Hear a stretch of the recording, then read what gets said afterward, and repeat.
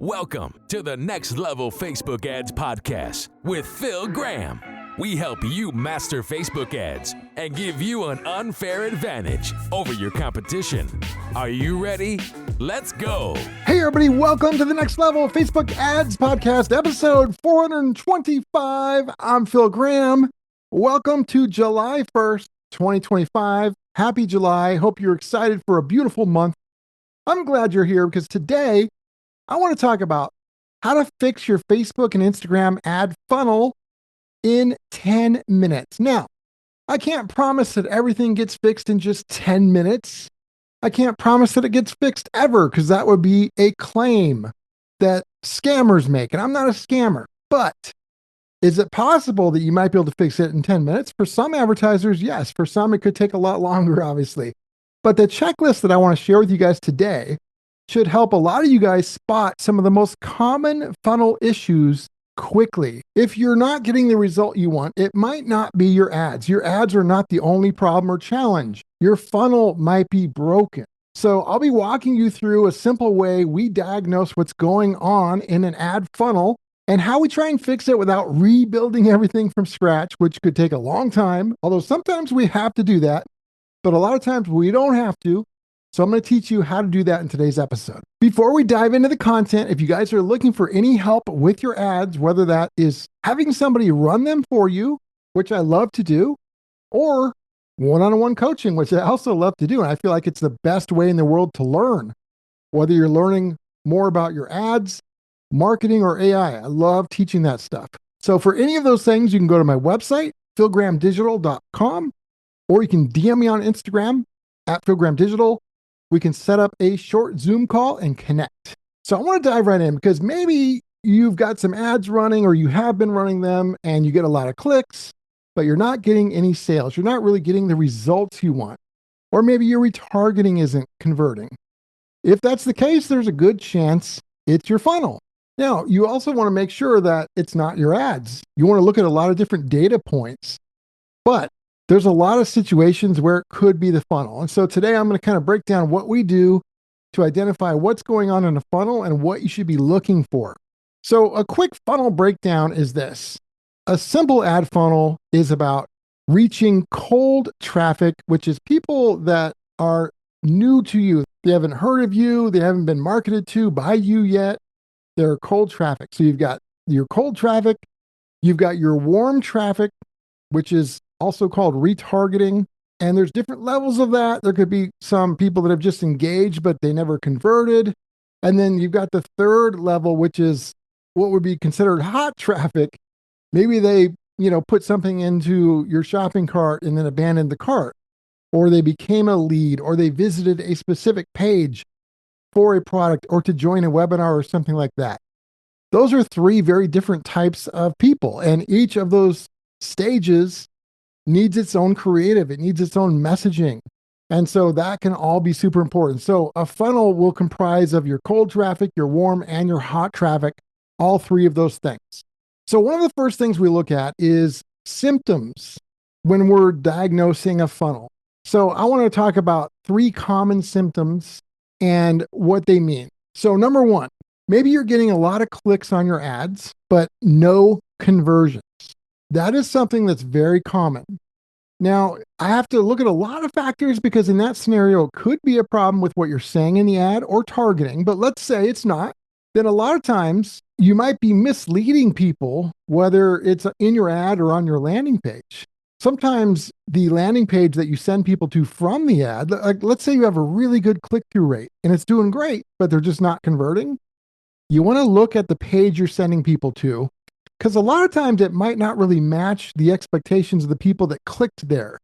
They might feel like they're in a different place, or it might just be a little different than what the ad was focusing on. It might not be seamless. So you want to make sure in those scenarios that you align the message that you have in your ad with the landing page and see how that works. And you might have to do some testing around this. It's not just about magically aligning that and that's it. You might have to say it in a different way, but that's one of the first things we look at. Okay, the second symptom I look at is, let's say you have top of the funnel cold ads doing well, but your warm ads, your retargeting ads, are essentially doing horrible. They're flopping. Well, if that's happening, one of the reasons why that might be is that you might not be nurturing the people in your warm audience, or maybe you're just using the exact same message from the cold audience that they already saw to get them in the warm audience in the first place. And they might need to see a little bit different. So make sure that when you're running your ads, try changing the creative angle for your retargeting warm audience so that it's not the same as your cold audience. It could still be similar, but make it different. Certainly have some different creative. Sometimes going into more depth to your warm audience than you could go in your cold traffic ads can work really well. But if you're having that problem where the cold ads are doing great, but the warm is not, make sure that your warm ads are different than your cold ads, because it's a different kind of person who's in your warm audience and they might need to hear something a different way. And then the third thing we like to look at is in terms of the data. Let's say your CPM is okay. It's like in a good range. It's not too expensive. Let's say your click-through rate is pretty good, but your return on ad spend is really low. Well, that could be a number of different things. And, that's something to where, a lot of people are going to need consulting around this. But in general, what you want to look at is, do you have a mismatch between what your ad is saying and what your offer is? Or is there like something broken deeper in the funnel, whether it's the cart or the checkout? I've seen a lot of situations where a page was loading really slow and people were not going to sit around waiting for that. And so if that's happening to you, that could absolutely cause you to not get a return on ad spend, even though the ad might be completely fine. It could be like dozens of other things too, but you want to start by auditing your whole funnel, your purchase flow, and all of those types of things, because they all matter. They can all make a difference. So here's my quick 10-minute funnel fix process. And again, like I said earlier, it might take you 7 minutes. It might take somebody else 4 hours. And it might not fix your funnel because there are so many variables and exceptions. Obviously, I'm not one of those get rich quick idiot scammers that promises BS, but this stuff really works for us in a lot of situations. So what I do is step one, I collect my data. And so I look at a lot of different types of data: click-through rate, cost per click, return on ad spend, cost per lead or cost per purchase, what our CPM is, and all of those important types of things. We look at, page load times and everything else. So we have all of our numbers for a given period of time, and it's at least 2 weeks, sometimes it's longer. And then what I do is step two is I identify or try and identify the drop-off points between the stages. So for example, what's failing in the process? Is it the ads? Are people not clicking at a good rate? Or maybe that's going great. Then it's something on the other side of the ads. And then I have to figure that out. Is the landing page or sales page loading slow? Does our form work? Are people getting some weird code when they hit the cart page? Like, I have to figure out where people are dropping off to not convert, whether it's something they're not buying or a lead that's not happening. Maybe they're not filling out the form. And again, it could be technical, or very well, a lot of times it's not technical. It is messaging. It might be how you're saying something on your landing page, your sales page, your shopping cart, or anything like that. There's a lot of things to test, but you got to know your numbers, and that will help point you in the right direction of where to look, whether it's the ads or the funnel. And then once you look at that, you identify where people are dropping off. And then step three is you need to prioritize one fix at a time.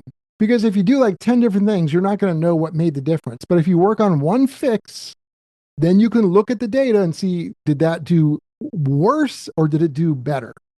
And then you can test another fix. So when you're looking at the one fix at a time, there's a lot of things you can do. You can try and fix your creative.